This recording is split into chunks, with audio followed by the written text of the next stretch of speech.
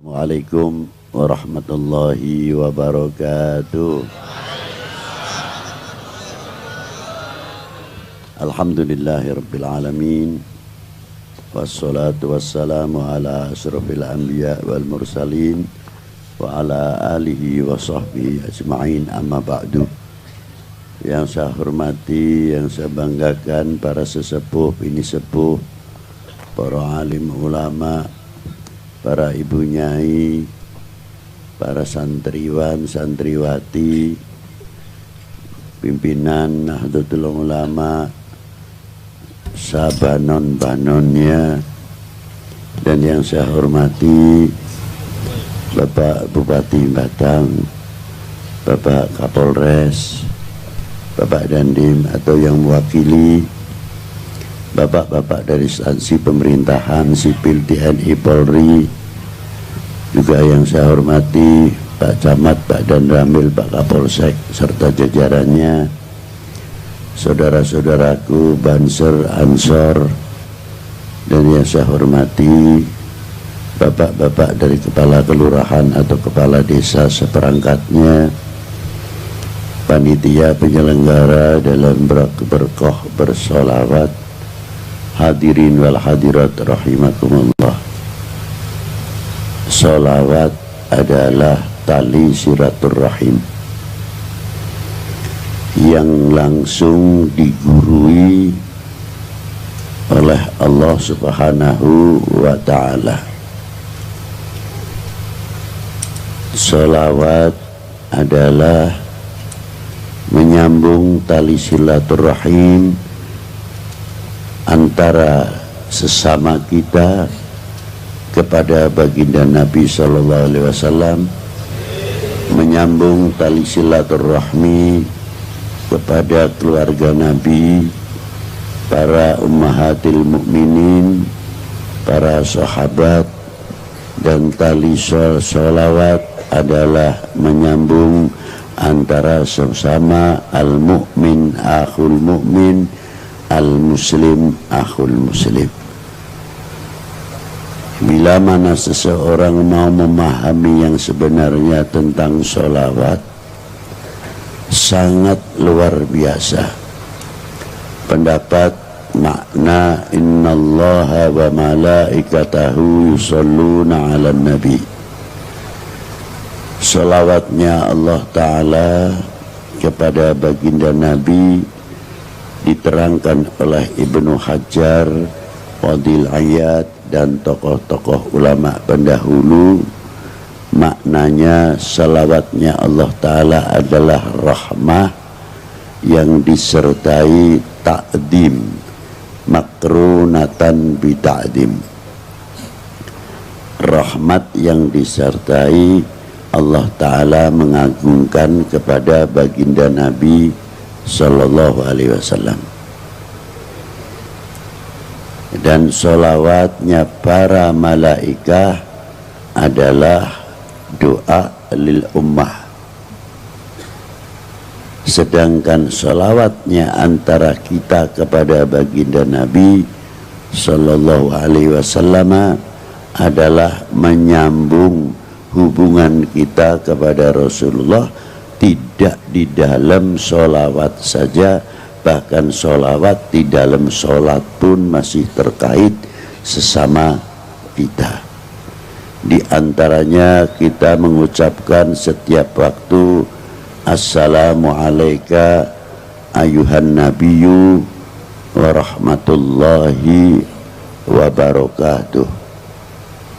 Selain itu, di waktu kita mengucapkan assalamu alayka ayuhan nabiyyu wa rahmatullahi wa barakatuh, seolah-olah Rasulullah di hadapan kita, karena ada kalimah mukhattab istighdari, kalimah ka alaika, seolah-olah Rasulullah di depannya waktu kita mengucapkan assalamu alayka ayuhan nabiyyu wa rahmatullahi wa barakatuh.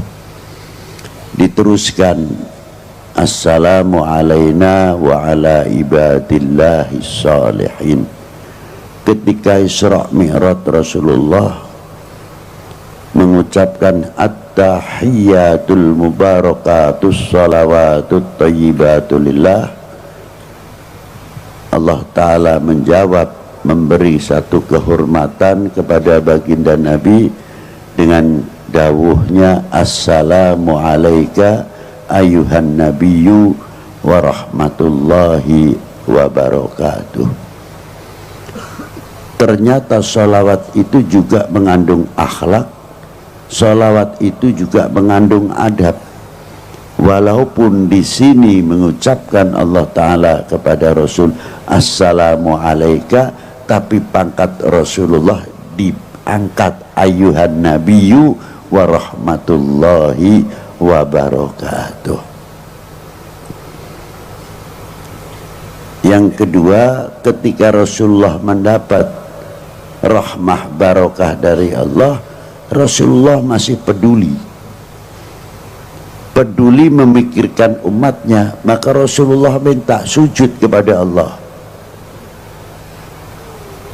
Disuruh bangun sama Allah Ta'ala, beliau mengatakan, minta sama Allah apa diantaranya? Assalamu alaina wa ala ibadillahi salihin. Diijabah oleh Allah Ta'ala dengan salamu alaina wa ala ibadillahi salihin. Bimbingan kepedulian sudah diterapkan oleh Rasulullah dari semenjak dahulu.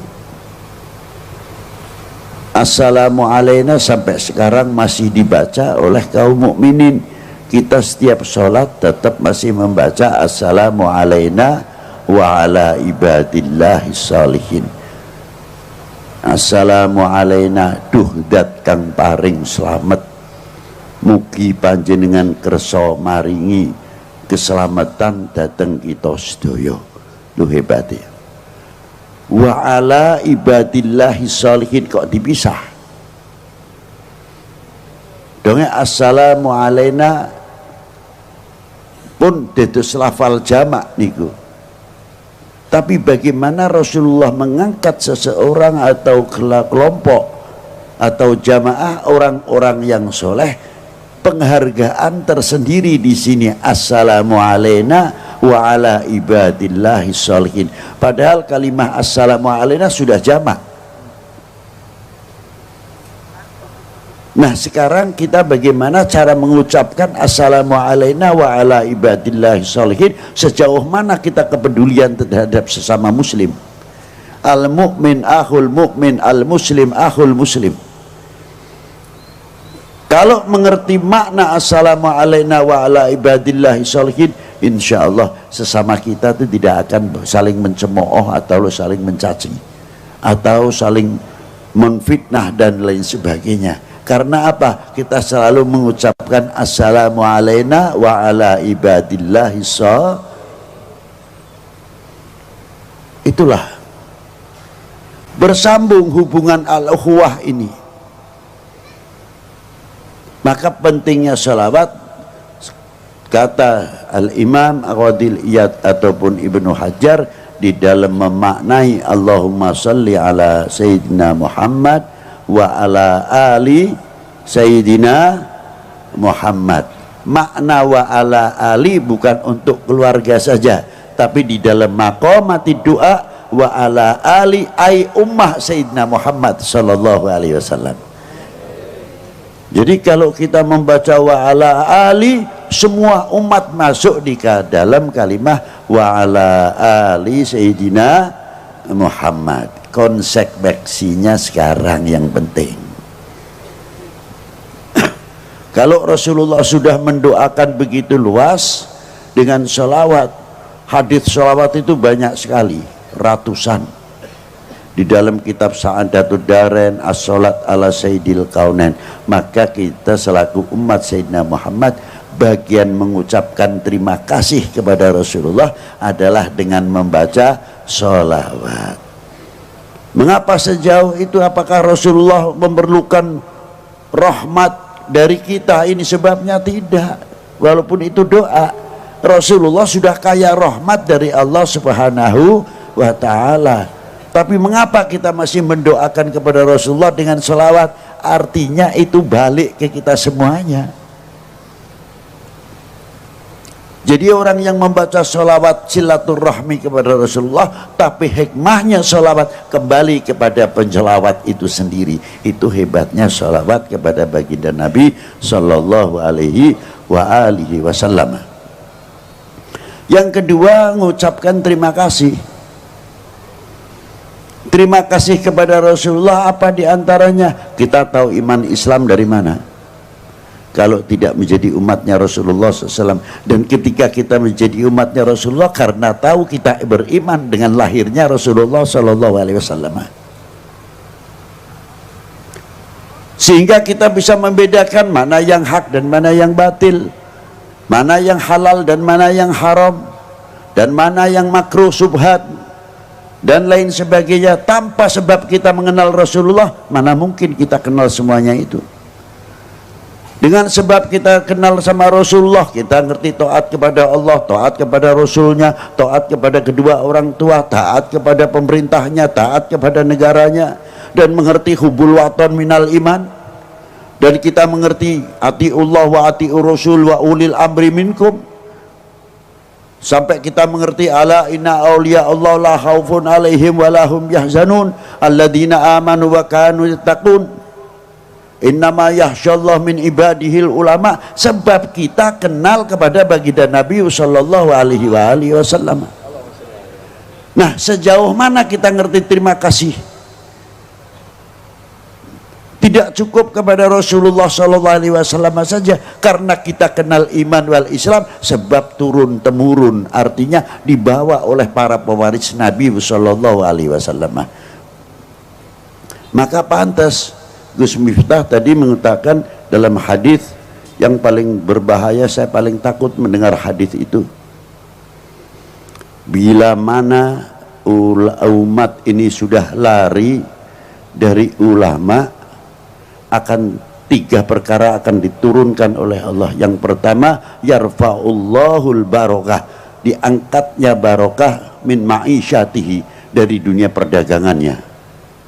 Kalau sudah berbicara dunia perdagangannya sangat kompleks. Karena apa sekarang mudah dipecah belah menjadi umat? Sebab apa sekarang menjadi bangsa yang mudah dipecah belah? Karena kita jauh dari ulama. Kalau sudah jauh dari ulama, bumi pun ikut panas, bukan manusianya saja yang panas. Dikira apa? Yang mudah dibenturkan. Dulu waktu kecil saya, kebone dewe niku ana alang-alangi tak bakar, itu kering setengah mati, mlepes, malah mlepes. Lha saiki aja maneh sing kering, sing ijo dibakar gampang. Bumine padha ae kejabut rahmah, kejabut barokah. Sebab apa? Kita lari dari al ulama. Sebab apa? Di zaman pada waktu oknum pada waktu zaman Bani Umayyah, setelah wafatnya Sayyidina Ali, padahal kurang apa umat pada waktu itu? Kurang nopo umat yang zaman semonten badani Sayyidina Ali? Bani Umayyah hebat luar biasa, ulama ora kurang, jago hadis, jago tafsir luar biasa, wong isih top-top. Ning kenapa apa umure Bani Umayyah ya 100 tahun kurang lebih, tumbang begitu saja. Padahal sampai kekuasaannya sampai Spanyol pada waktu itu, 350 tahun Islam di Spanyol. Wassalam, ulama ese akeh. Jamane zaman saiki ulama sing pentolan-pentolan wis akeh diurai neng. Coba di zaman Bani Abbas, setelah tumbangnya Bani Umayyah,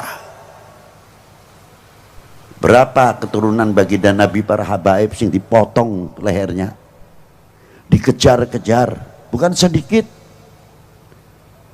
Dan ulama-ulama pada waktu itu juga tidak sedikit. Sampai terkenal di zaman Bani Abbas, 1001 malam di Baghdad. Hancur Harun ar-Rasyid. Sampai turun temurun. Wassalam, kerajaan. Karena apa sebabnya? Lari daripada ulama. Kuncinya di situ. Maka saya kagum secara pribadi maupun secara membaca tarikh, sejarah. Ini perlu anak-anak muda. Saya malam ini walaupun sudah malam masih bangga sekali. Kalau orang tua saya tidak nyepelekan, orang tua sudah jelas. Ini yang paling 80% di sini adalah kaula muda.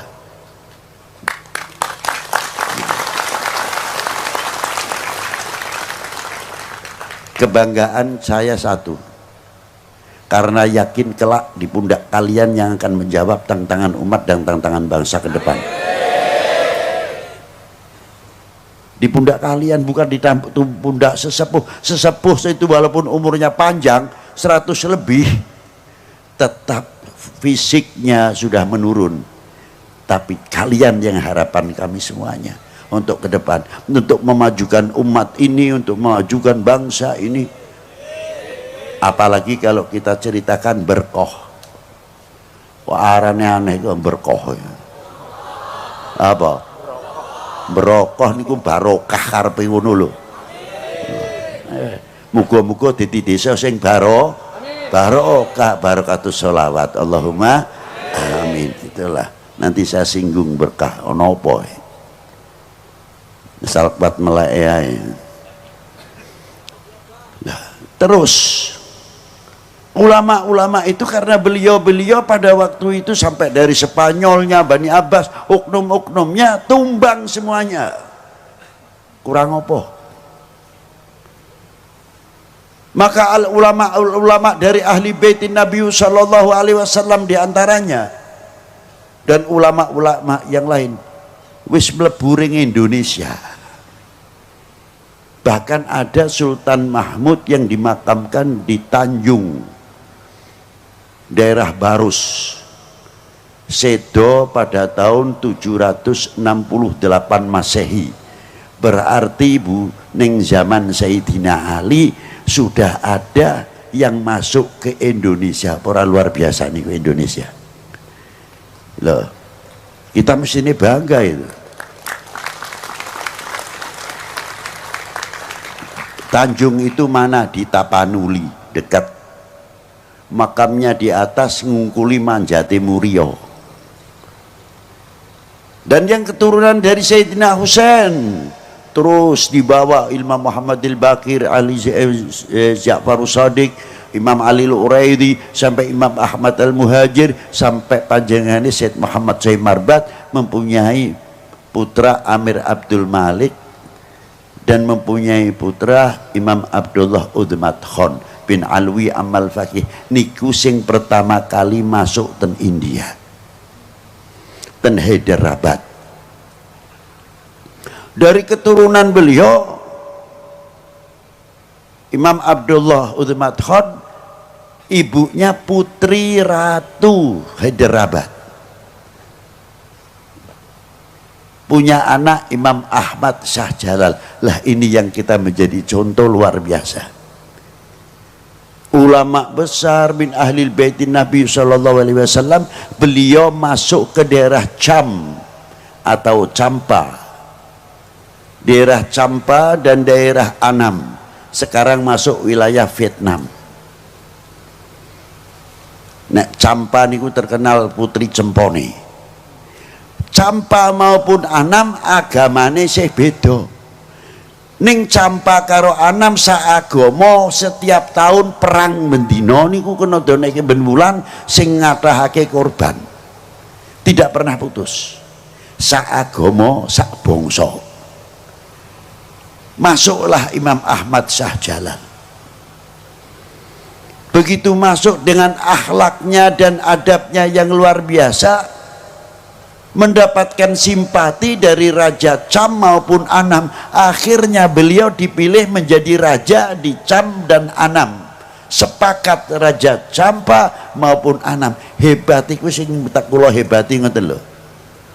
Sing dipilih agamane liya, sing milih agamane liya. Kok bisa lho ora ngoten niku. Niku sing hebat. Dan itu ditiru. oleh wayahipun Imam Ahmad Shah Jalal niku putrane Imam Jamaluddin Husain. Imam Jamaluddin Husain itu yang menurunkan para aulia-aulia yang ada di tanah Jawa, mulai Aceh sampai tekan sak piturute niku kathah 90% putra wayahe Al Imam Ahmad Shah Jalal. Di antara nih nalika masuk Malik Ibrahim benten Jawi Indonesia niki dan Malik Said Ibrahim Asmara Kondi nggawa Jamaatil Kubra, jumlahe ana sing 200 ana sing 90 pirang kapal, mangkane disebut Maulana Maghribi. Maulana Maghribi, Maulana Maghribi.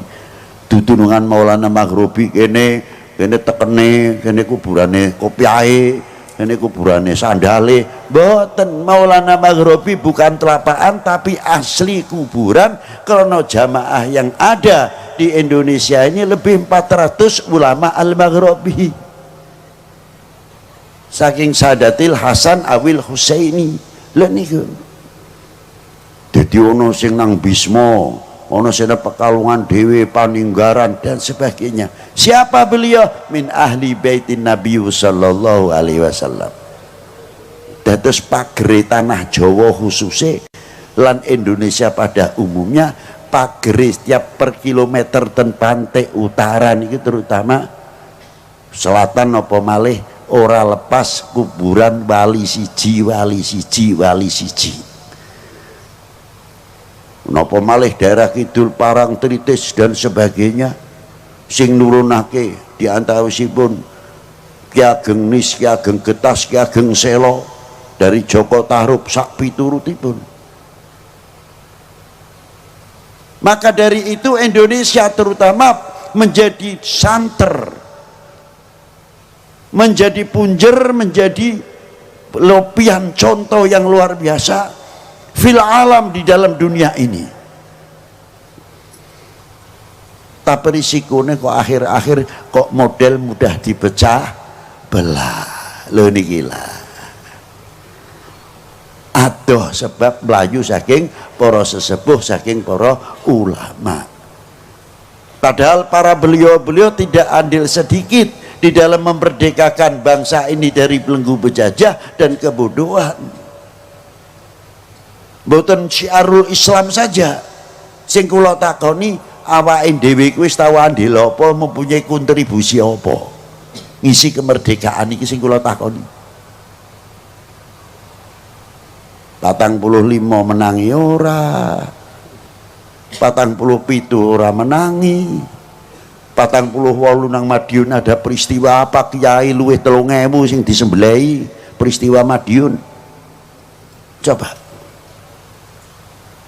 awake ora menangi, apa dhewe nurun negakake merah putih, nyeblokake merah putih blas. Napa malih kok zaman semonten sakniki mawon merosotnya nasionalisme, merosotnya memiliki handarbeni kecintaan kepada tanah air mulai melentur.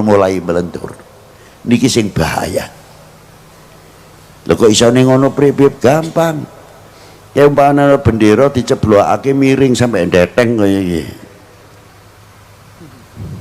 Mbok iya medun sing nggang kendaraan atau sing weruh nang kono ditegakake sing lempeng.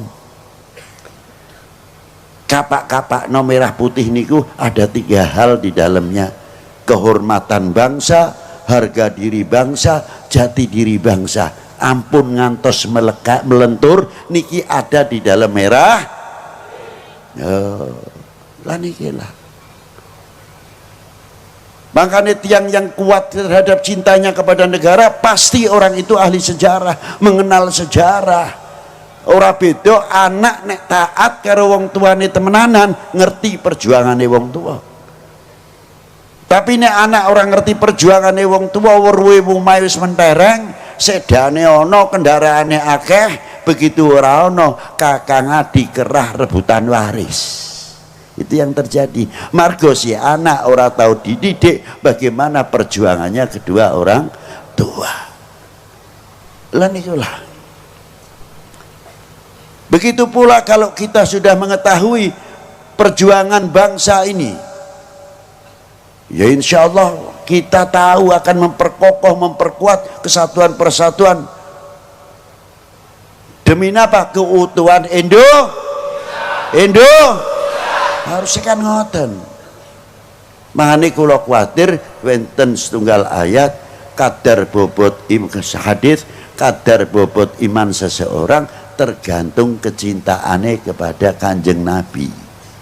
Niki dipelintir niki, oknum niki pinter terkadang. Lho nek ngono arep ngembosi wong Islam khususnya ngembosi liya agama khususnya wong Islam, kurangi cintane kepada para ulama, cintane Kanjeng dateng Kanjeng Nabi, gembosi. Niku cara ngancurke umat beragama khususnya Islam. Engko nek wis benturke antar umat beragama, niki tujuan terutama cara pola untuk menghancurkan Indonesia. Sadar itu. Biar tarung niku kira-kira Indonesia bisa dipecah niku pripun. Dengan segala cara, waspada terutama. Semonten ugi nek badhe ngancurake. Bangsa niki dipintir walih saking hadis wau, kadar bobot iman seseorang tergantung kecintaannya kepada Nabi ini. Lah nek kadar bobot iman napa cinta seseorang terhadap bangsanya tergantung cintanya kepada tanah airnya. Nek demene marang tanah air temenanan, cintane bangsa luar biasa. Kalau sudah cinta betul-betul kepada bangsanya, pasti akan menutupi segala kekurangannya. Bukan berarti mengingkari ada kekurangan atau selak, saking ada cara-cara menasehatinya. Tidak bangga menepuk dada kalau membuka aibnya bangsa sendiri. Loh nikulah aku umpamanya dadi oknum ben dikeploki ke luar negeri, hebat. Wah, padahal niku buka aib sedulure dhewe kok ora isin sing kaya niku. Lah nikilah. Tapi kalau orang cinta yang luar biasa, kaya bocah pondok umpamane, aku dadi kiai ini ana bocah sing colong jukuk, tak keplaki dhewe nang kamar, tak ajar. Tapi begitu di luar ditanya, "Bib, jare bocah pondok kene kok ana sing tangane dawa pripun? Sapa sing ngomong?" Pondok kene bersih katik bocah-bocah kaya kowe, tapi bocah wis tak ajar, ora nutupi. Di luarnya kita selaku bangsa Indonesia harus berani menyatakan kami bangsa yang besar. Kami punya para leluhur yang luar biasa yang menurunkan kita ini, yang mempunyai intelektual dan ilmuwan yang luar biasa. Buktinya apa? Gawe Borobudur kayak sampai saiki, gawe Candi Prambanan. Saya kagum melihat Prambanan, lawang tempatnya cedak dengan gunung berapi. Iki mestine dhuwur semono, iki nek hitungane ora kuat kangelan. Tekstur tanahnya gimana? Kira-kira ben ora kena goyangan. Itu kok hebatnya. Umpamane nono lindu ono apa kok iso ora terpengaruh. Sekarang sudah tua umurnya, ya pantes kena sedikit-sedikit. Tapi biyen carane mikir, terus arusnya air ini kemana? Nerobos ning liyane apa ora? Loh, orang-orang dahulu sudah berpikir sejauh itu, bukan lihat Borobudur atau Prambanan setelah berdiri. Begitu pula Kanjeng Sunan Kalijogo, Demak pada waktu itu dekat dengan Gunung Murionya. 2000 tahun yang lalu kurang lebih Gunung Murio pernah meletus, hingga tanahnya itu tanah banyak bergeser atau setengah gambut. Tapi Sunan pada waktu dulu, waktu mendirikan Masjid Demak, ono sokone siji sing arane Soko Tatal. Nek aku berwe keramat, padahal itu ilmu yang luar biasa. Membuat Soko Tatal bagaimana caranya elastis untuk menjaga keseimbangan soko sing wolu. Para ulama kita pun dulu sudah maju luar biasa. Itulah para leluhur bangsa kita, bukan bangsa yang ketinggalan. Abad 9 Hijriah, bagaimana ulama-ulama kita sudah di Masjidil Haram, sudah mengajarkan torekot, sudah mengajar di Masjidil Haram, lihat di kitab Jami' Karamatul Aulia Jutani. Jadi kita harus bangga. Tapi saya kok melentur ya kok seneng dijeblokake, dibenturake, percaya karo hoa. Tulung ayo Joko bareng-bareng Indonesia dari segala bentuk perpecahan. Wahai bangsaku yang kubanggakan, relakah negerimu terpecah belah? Buktikan, jangan tidak-tidak saja. Ayo kita bentengi sehingga kita bisa mengejar segala ketinggalan. Ayo gandengan tangan, jangan sampai kita memberikan kesempatan seujung rambut pun kepada oknum-oknum orang lain atau bangsa lain yang akan menunggu pecahnya Indonesia. Padang bulan padange rembulane sing awe-awe,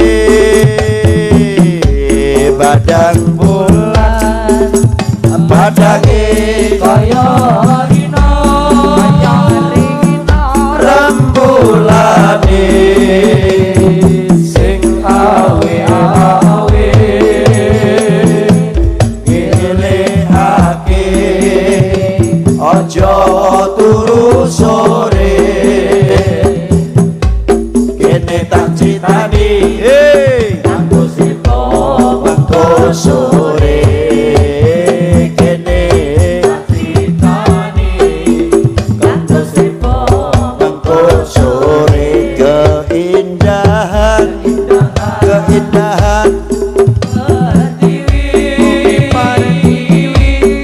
terhias untean mutiara,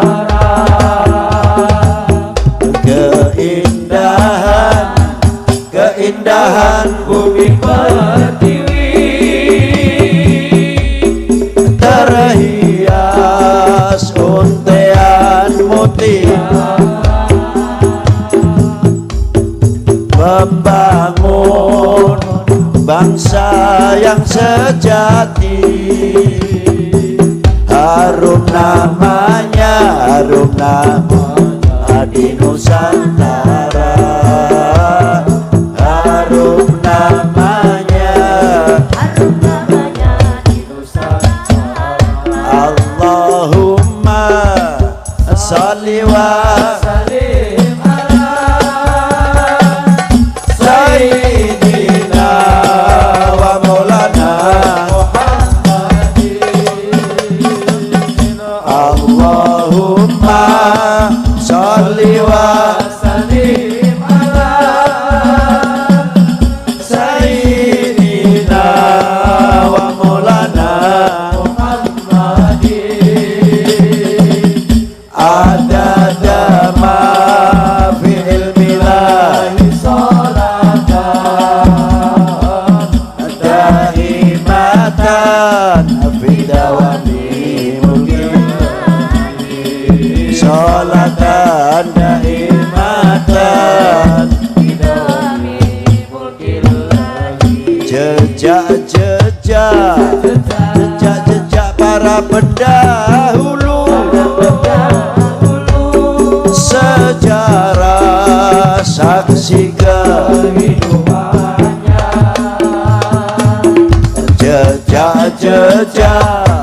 Jejak para pendahulu,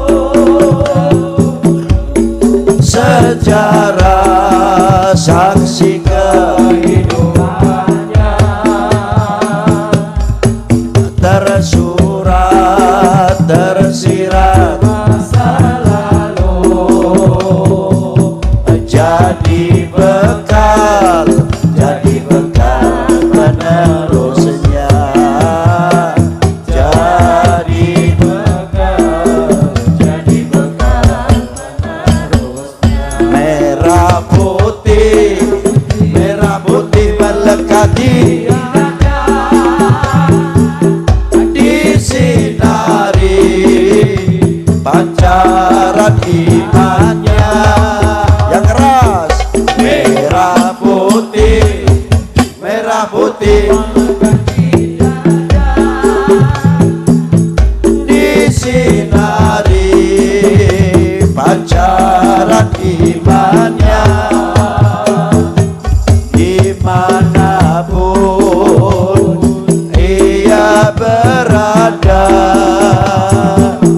tetap cinta Indonesia, tetap cinta Indonesia. Bareng merah putih berkati dada, disinari pancaran imannya.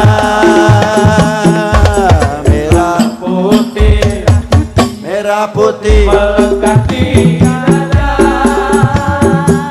disinari pancaran imannya, dimanapun ia berada, tetap cinta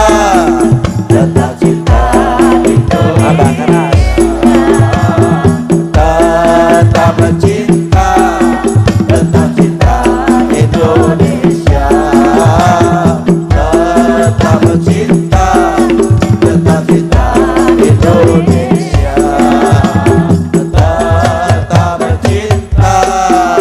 tetap cinta Indonesia.